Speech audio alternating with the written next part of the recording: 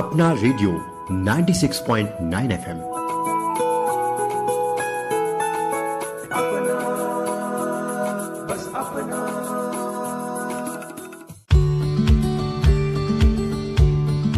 नमस्कार किसान भाइयों और बहनों, आप सभी का स्वागत है खेतीबाड़ी और बागवानी से जुड़े हमारे विशेष कार्यक्रम में।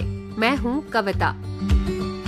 किसान भाइयों, आज हम बात करेंगे उस फसल की जिसे भारत का सोने जैसा तिलहन कहा जाता है। जी हाँ, सरसों की फसल। सरसों न केवल हमारे खाने के तेल का प्रमुख स्रोत है, बल्कि मिट्टी की उर्वरता और किसानों की आमदनी बढ़ाने में भी इसका महत्वपूर्ण योगदान रहता है। आज के इस कार्यक्रम में हम जानेंगे सरसों की फसल में सही पोषण प्रबंधन कैसे किया जाए और कौन कौन से उर्वरक इसके लिए उपयुक्त रहते हैं। तो चलिए शुरू करते हैं खेतीबाड़ी और बागवानी से जुड़ी ज्ञानवर्धक बातें। आज के इस कार्यक्रम में हमारे साथ जो कृषि विशेषज्ञ जुड़ेंगे वो हैं चंबल फर्टिलाइजर एवं केमिकल प्राइवेट लिमिटेड में प्रबंधक के पद पर कार्यरत doctor AK Singh ji. Doctor साहब, आपका स्वागत है कार्यक्रम में। स्वागत के लिए बहुत बहुत आपका आभार कविता जी, और सभी श्रोताओं को हमारी ओर से नमस्कार। श्रोताओं, ये कार्यक्रम हम PM प्रणाम योजना और PM केयर्स के योजना के तहत प्रसारित करते हैं। तो सबसे पहला सवाल, PM केयर्स के द्वारा दी जा रही सेवाओं के बारे में डॉक्टर साहब हमें बताइए। जो हमारी भारत सरकार है, उन्होंने जो भी खेती के सामान सेल करने वाले जो शॉप्स हैं उनको PM केयर्स के नाम दिया है और उनको एक नई पहचान दी है। और सरकार ने सोचा कि भाई जब यहाँ से खेती के आदानों की बिक्री हो रही है तो यहाँ से खेती की सलाह, खेती का साहित्य और खेती की जो भी जानकारियाँ जो कि किसानों को चाहिए वो भी उपलब्ध होते रहें, उसका उन्होंने पूरी तरह से इंतज़ाम वहाँ पर किया हुआ है। और ये जो इंतज़ाम हुआ है, ये भारत सरकार ने जितनी भी उर्वरक बेचने वाली कंपनियाँ हैं उनको ये काम दिया है कि आप इस काम को पूरा करेंगे। तो भारतवर्ष में जहाँ भी जो आदान जो मतलब आपके बिक्री केंद्र हैं या जो दुकानें हैं उन पे सब पर PM KSK का एक साइन बोर्ड होता है और उस पर पूरी सूचनाएं आपको लिखी होती हैं कि क्या क्या सेवाएं वहाँ पर आपको उपलब्ध हैं। तो मेरा अनुरोध ये है कि आप जब भी खाद, बीज, दवाई या जो भी खेती के लिए आदान खरीदने जाएं तो वहाँ पर आपको अगर कोई सलाह चाहिए तो वो मांगें, कोई साहित्य चाहिए तो वो भी आप मांगें। और जो भारत सरकार ने वहाँ उपलब्ध किया है या जो उनकी तरफ से जो ऑर्डर दिया गया है उसको वो जो पूरा करेंगे और आपको उन सेवाओं का लाभ भी मिलेगा। जी, तो डॉक्टर साहब बात करते हैं अब सरसों की फसल में पोषण प्रबंधन और उर्वरकों का चुनाव को लेकर। तो पहला सवाल ये है कि सरसों में पोषण प्रबंधन क्या होता है? हाँ जी, पोषण प्रबंधन अगर हम कहें सरसों में, तो जैसे कि कोई भी फसल होती है उसका एक अपना जो हम कहेंगे गुणधर्म होता है, उसके हिसाब से ही उसका मतलब विकास होता है और उसका उत्पादन होता है। अब आप ये कहें कि सरसों में से तेल निकलता है, गेहूं में से क्यों नहीं निकलता? गेहूं भी उसी खेत में हो रहा है, उसी तरह के खाद वाद उसमें इस्तेमाल होते हैं, लेकिन नहीं, उसमें जो बीज है, बीज के अंदर जो क्वालिटी है, जो उसका आगे चल के विकास होना है, उसी के हिसाब से वो पौधा तैयार होता है और उत्पादन देता है। तो जब उत्पादन अलग है लेकिन खेत वही है तो उसके पोषक तत्वों की मांग भी थोड़ी सी अलग होती है।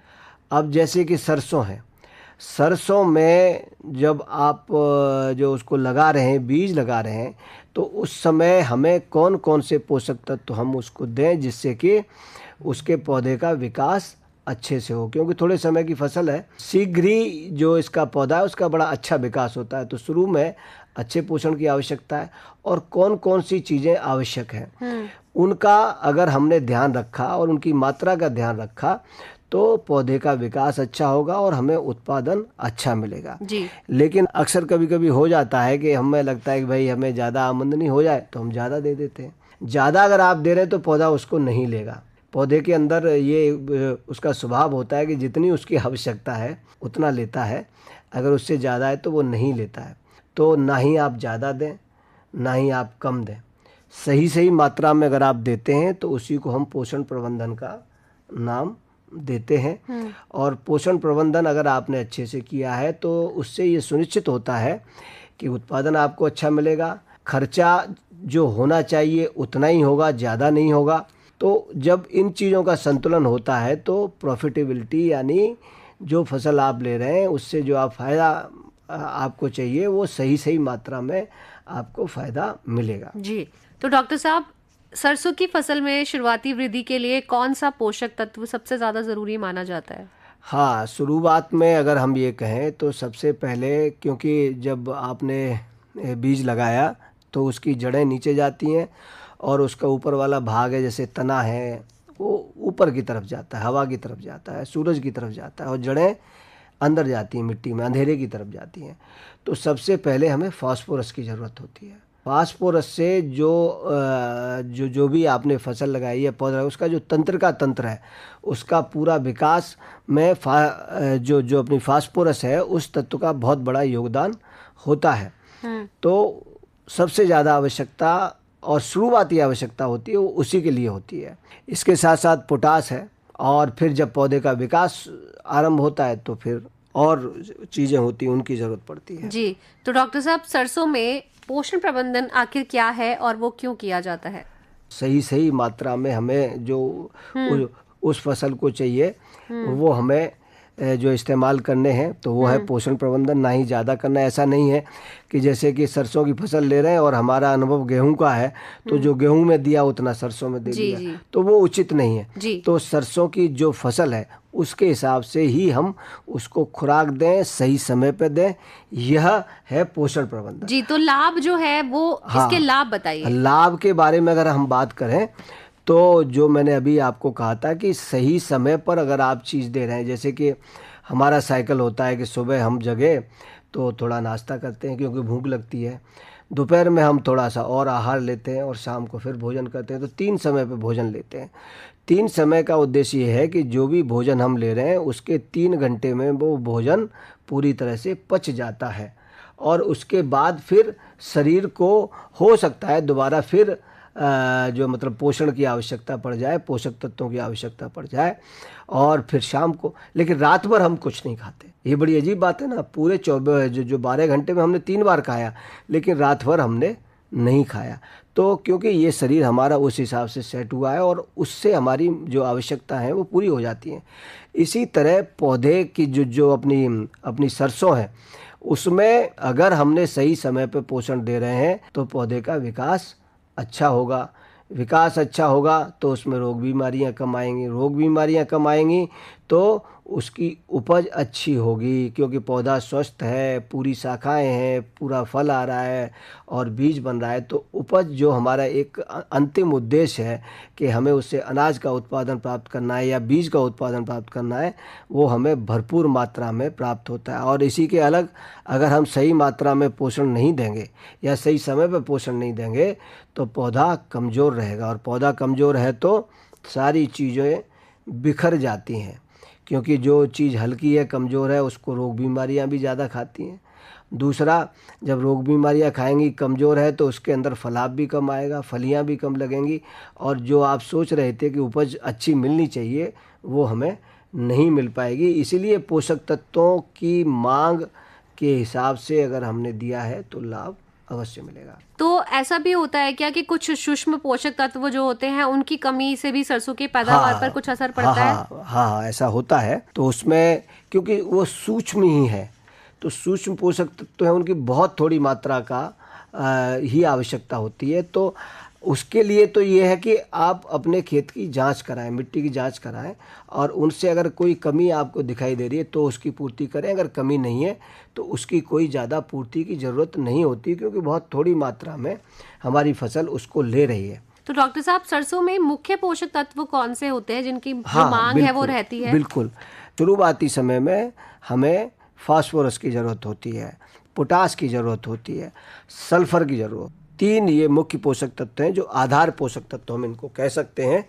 इसके अलावा नाइट्रोजन की भी ज़रूरत होती है। तो ये 4 पोषक तत्वों की हमें ख़ास तौर से सरसों के अंदर आवश्यकता होती है। अब मैं इनकी मात्रा के बारे में यहाँ थोड़ा बताना चाहूँगा कि सरसों के पूरे जीवन काल में 40 किलो नाइट्रोजन अगर हम देखें तो हमें अब ये देखना है कि जो हम उर्वरक दे रहे हैं उससे हमने कितनी नाइट्रोजन दे दी। और फास्फोरस करीब ये 1 एकड़ की मात्रा बता रहा हूँ मैं, और फास्फोरस करीब करीब 20 किलो, आधी इसकी, और पोटास जो कि म्यूरेट ऑफ पोटास से मिलती है वो करीब करीब हमें 1 एकड़ में लगभग आपकी जो 15 किलो की आवश्यकता होती है। इसी तरह एक मुख्य पोषक तत्व और होता है जिसको हम सल्फ़र बोलते हैं। सल्फ़र यानी कि जो सरसों के तेल में उसका स्वाद आता है, जो उसकी झड़प आती है, और भी जो उसकी मतलब क्वालिटी अच्छी होनी है, मात्रा अधिक होनी है, उसके अंदर प्रोटीन की मात्रा आनी है, उसके लिए जिम्मेदार होता है सल्फ़र। वो भी 15 किलो 1 एकड़ के हिसाब से हमें चाहिए होता है। अब बात ये आती है कि ये पोषक तत्व तो हमने अपने सामने रख दिए कि ये चार्ट है। ऐसे होता है ना कि भाई आज आपको कितनी ऊर्जा लेनी है और किस किस तरह से लेनी है, उसका ये चार्ट हो गया।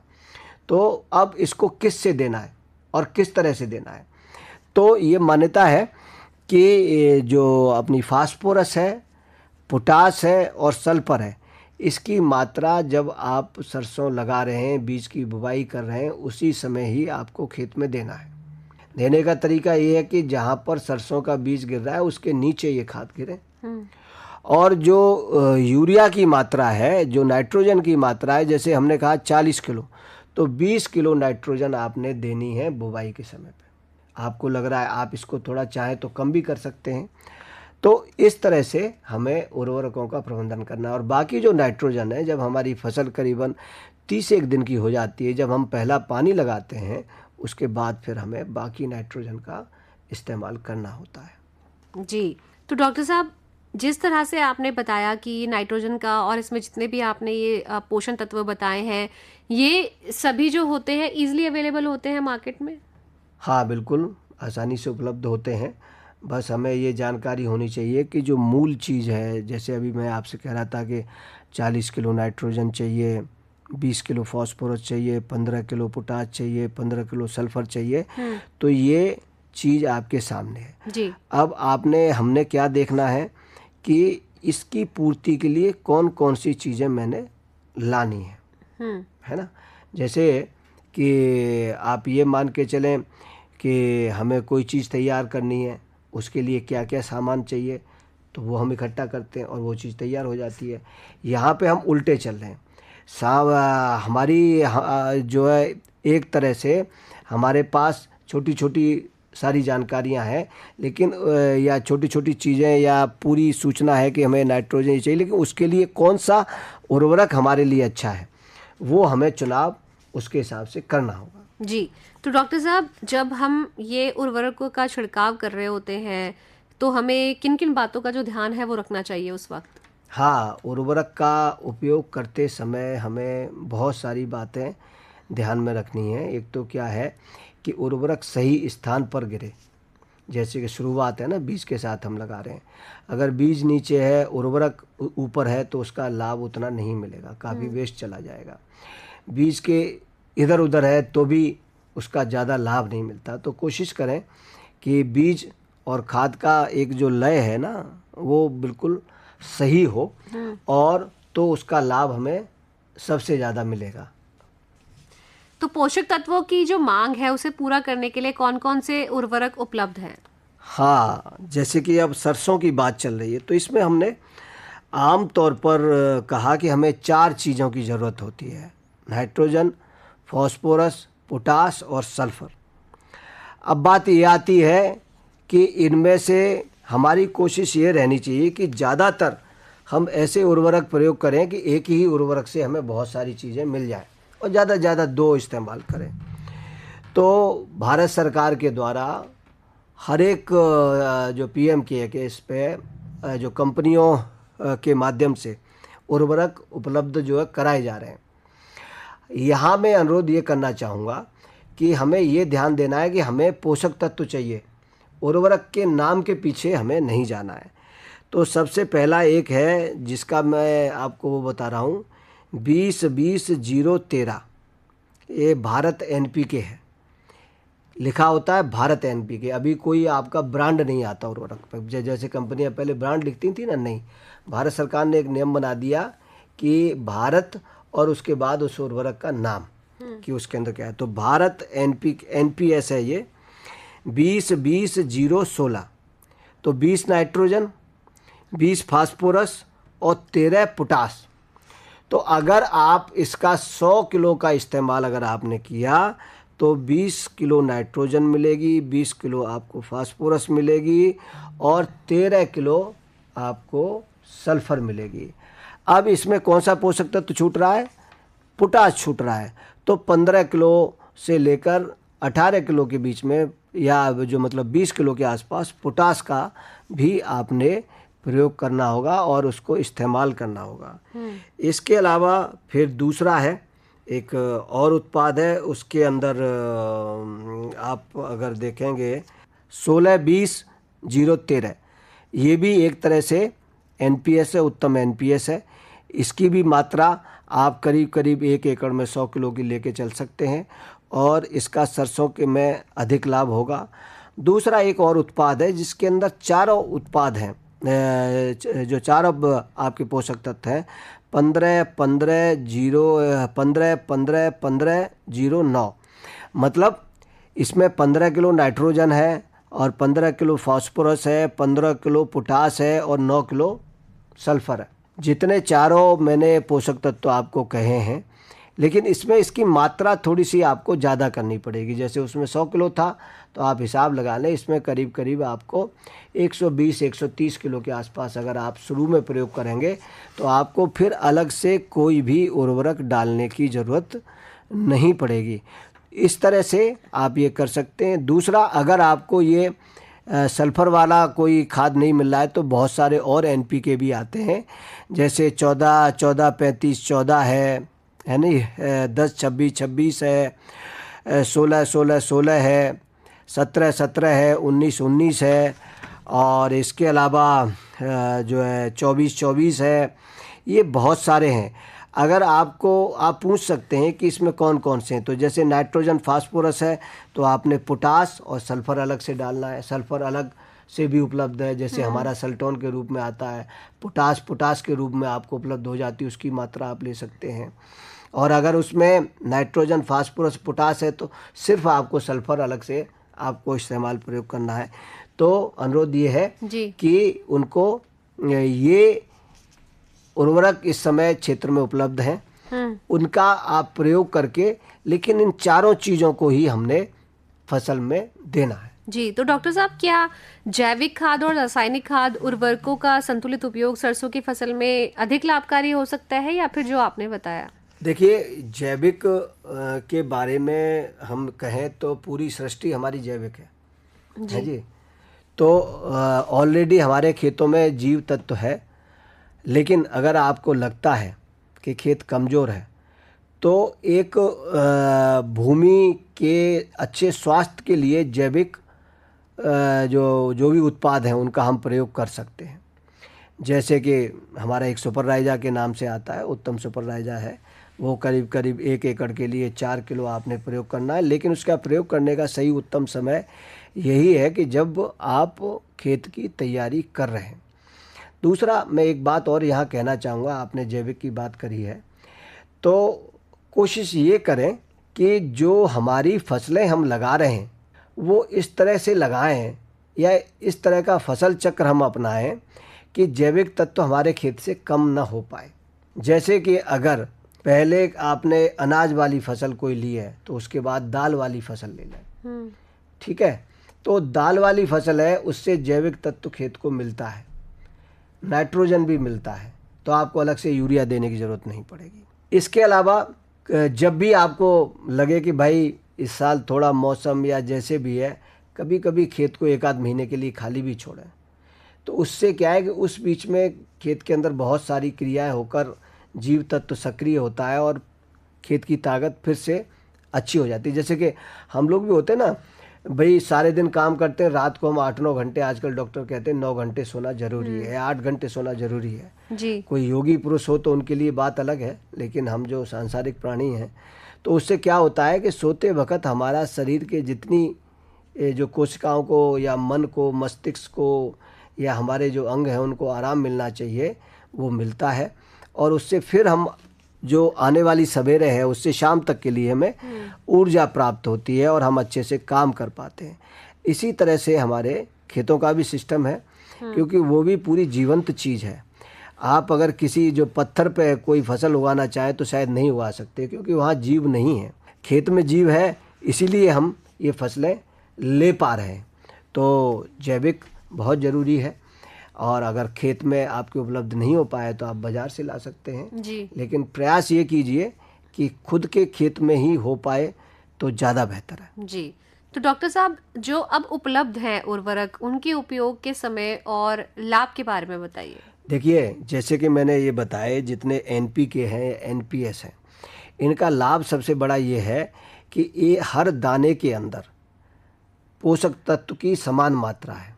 जैसे अगर एक दाना आप NPS का लेंगे जो कि 20-20-0-13 है, तो उसके एक दाने के अंदर नाइट्रोजन भी है, फास्फोरस भी है और सल्फर भी है, तो समान रूप से है।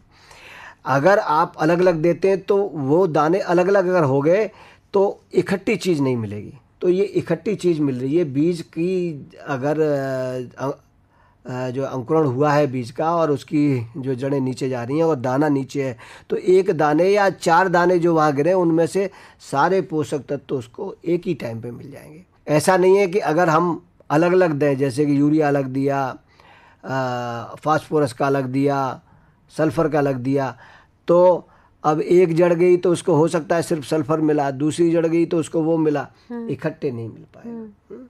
जैसे कि मान के चलें कि आजकल हम कहते हैं ना कि एक एनर्जी बार आती है। एनर्जी बार आप देखते होंगे, उसमें प्रोटीन एनर्जी बार ये, तो उसके अंदर शुगर भी होती है, जो आपके विटामिन्स भी होती हैं, थोड़ी बहुत कार्बोहाइड्रेट भी होती है। तो वो एक पूरा हमने खाया तो वो संपूर्ण सा हो जाता है उस समय। तो इस तरह से जो इनका जो पहला लाभ तो यही है। और इनके प्रयोग के समय जो क्या होना चाहिए, तो वो जो मैंने कहा कि जब आप बीज लगा रहे हैं उस समय पर लगाएं, वो सबसे बेहतर है। सीड ड्रिल से अगर आप करें तो सबसे बेहतर है, क्योंकि वैज्ञानिक आधार या उसको हम प्रैक्टिकल चीज़ भी कहें कि अगर बीज के नीचे खाद है तो ही उसका पूरा प्रयोग हो पाता है। बीज से अगर दाएं बाएं हो गया और उसकी जड़ें वहाँ तक नहीं पहुँची तो वो उर्वरक हमारी फसल के लिए उपयोग में नहीं आएगा। और अगर उपयोग में नहीं आ रहा है तो इसका मतलब है कि हमारा पैसा वो उतना लाभकारी हम या उससे जो लाभ ले सकते थे वो हम नहीं ले पाए। तो इस तरह से प्रयोग करें। खेत के अंदर नमी पर्याप्त होनी चाहिए, क्योंकि जब उर्वरक जाएगा तो वो थोड़ा घुलना भी चाहिए, क्योंकि अगर वो सूखा का सूखा रहा तो भी उसका पूरा लाभ नहीं होगा। उचित दूरी पर फसल को लगाएं और जो बीज है उसको सही गहराई पर बोएं, उसी हिसाब से आप उर्वरक का प्रयोग करें तो वो अच्छा होगा। और एक और चीज़ मैं यहाँ कहना चाहूँगा साथियों, कि जितने भी शुरुआत के खाद हैं जैसे फास्फोरस, पोटास और सल्फ़र, ये शुरुआत में डालिए। ये ऊपर से डालने वाले खाद नहीं है। जैसे यूरिया हम ऊपर से डालते हैं ना, तो ये ऊपर से डालने वाला नहीं है जी। इनको शुरुआत में डालिए, ज़्यादा लाभ मिलेगा। और जैसा उत्तम सुपर राइज है तो उसका भी आप खेत में जब आखिरी बार आप हल चला रहे हैं तो उस समय आप बिखेर दें खेत में और फिर हल चला के पाटा लगा दें, फिर उसके बाद बुवाई कर दें। इस तरह से आप कर सकते हैं। तो ये कुछ इसके प्रयोग की बातें हो गई, और मैं आशा यही करता हूँ कि आप सही ढंग से अगर इसका प्रयोग करेंगे तो ज़्यादा लाभ होगा। और फिर मैं यहाँ आपको अनुरोध यही करना चाहूँगा कि उर्वरक के नाम पर न जाएं। जैसे कि अक्सर हम बोल देते हैं कि हमें तो यही चाहिए, ऐसा नहीं। ये देखें कि उसके अंदर पोषक तत्व क्या है और हमारी फसल की मांग क्या है। अगर ये दोनों चीज़ों का तालमेल सही बैठ रहा है तो आज की समय में ये जो उपलब्ध NPK उर्वरक हैं ये बहुत ही लाभदायक उर्वरक हैं और फसलों के लिए काफ़ी फ़ायदा करने वाले हैं। जी। तो डॉक्टर साहब, जो पोषण प्रबंधन आपने बताया है, क्या सरसों की फसल में ये पोषण प्रबंधन का सीधा असर तेल की मात्रा और गुणवत्ता पर भी पड़ता होगा? बिल्कुल पड़ेगा। जैसे कि मान के चलें हम कि अगर हमारा सही जो है अच्छे ढंग से जो मतलब आहार ले रहे हैं, भोजन ले रहे हैं, हम खुद ही ले लें तो हमारा संपूर्ण विकास होता है। शरीर का भी हमारा अच्छा विकास होता है, हमारी सोच भी अच्छी होती है और सब कुछ सामान्य रहता है। अगर ये सही पोषण हम दे रहे हैं तो इससे तेल की मात्रा भी बढ़ेगी और उपज भी बढ़ेगी, तेल की क्वालिटी भी अच्छी होगी। और जब ये सारी चीज़ें अच्छी होंगी तो आपको भाव भी उसका मंडी में अच्छा मिलेगा। भाव अच्छा मिलेगा तो अल्टीमेट जो अपना ऑब्जेक्ट था वो प्रॉफिट का, हाँ, वो पूरा हो जाए। जी। मुझे आशा है कि आज का जो ये कार्यक्रम है ये हमारे किसान भाइयों के लिए एक महत्वपूर्ण भूमिका निभाएगा उनकी उपज को बढ़ाने में। डॉक्टर ए के सिंह जी, आप हमारे स्टूडियो में आए, आपने इतनी अच्छी जानकारी हमें दी, बहुत बहुत धन्यवाद आपका। जी, आपका भी धन्यवाद कि आपने मुझे यहाँ अपने विचार रखने का अवसर दिया।